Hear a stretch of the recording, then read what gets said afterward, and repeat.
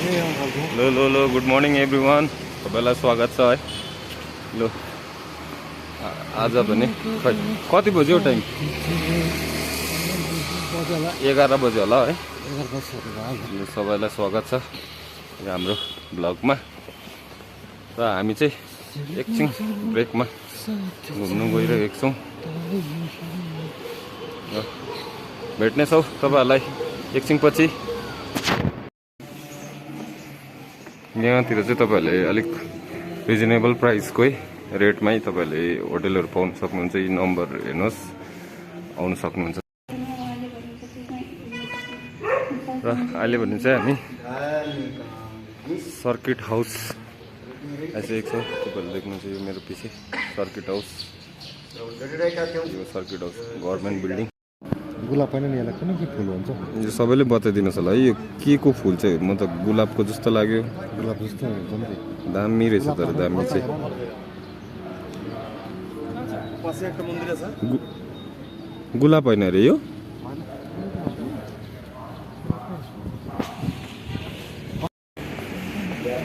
ल हामी अहिले चाहिँ गएको भन्नु पर्दाखेरि रेलवे स्टेसन पनि आइपुगिसकेका छौँ यो चाहिँ सेन्ट कोलम्बिया चर्च रहेछ यो चाहिँ तपाईँको रेलवे स्टेसन यो चाहिँ तपाईँको दार्जिलिङ रेलवे स्टेसन अहिले हामी रेलवे स्टेसनमा आइपुगिसकेका छौँ सायद ट्रेन त आएको गएको हो ए आएको रहेछ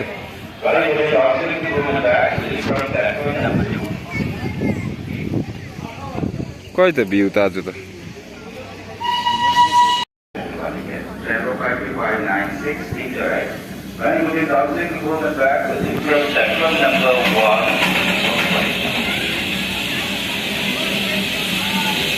दार्जिलिङ टोय ट्रेन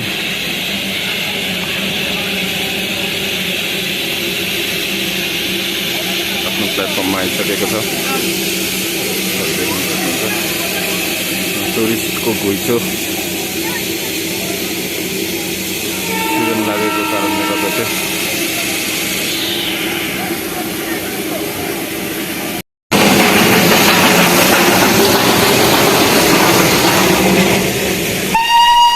डब्बा त छोडिराखेर गएछ त है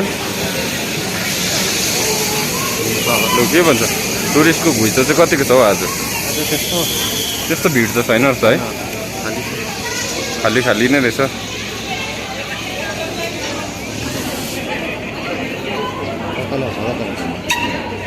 अब घुमाउँछ यताबाट लान्छ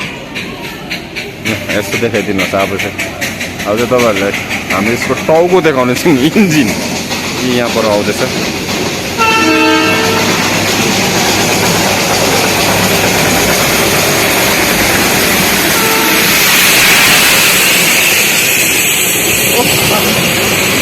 मारे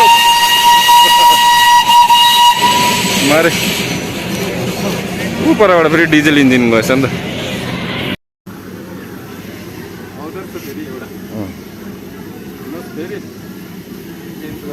त्यसलाई जोड्छ नि त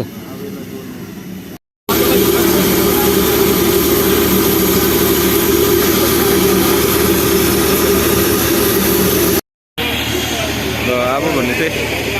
त्यहाँबाट जान आँटेको छ देख्न सक्नुहुन्छ अब तपाईँहरूले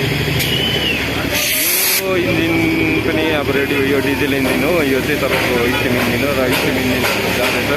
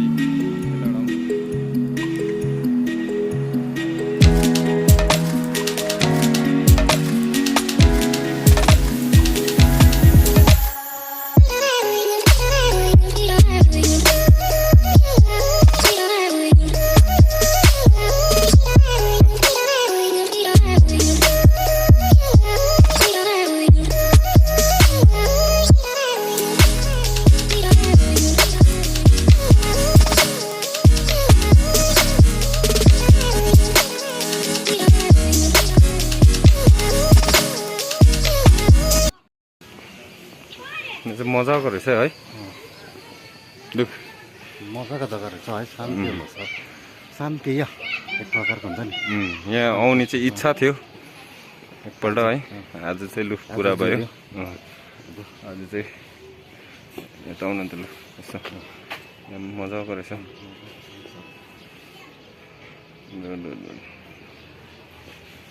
यहाँ वरिपरि घुम्नुपर्ने रहेछ नि त है।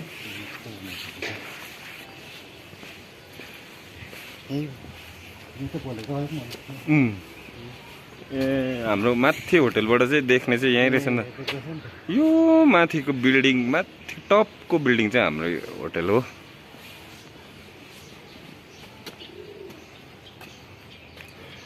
ल हेर्नुहोस् तपाईँहरूले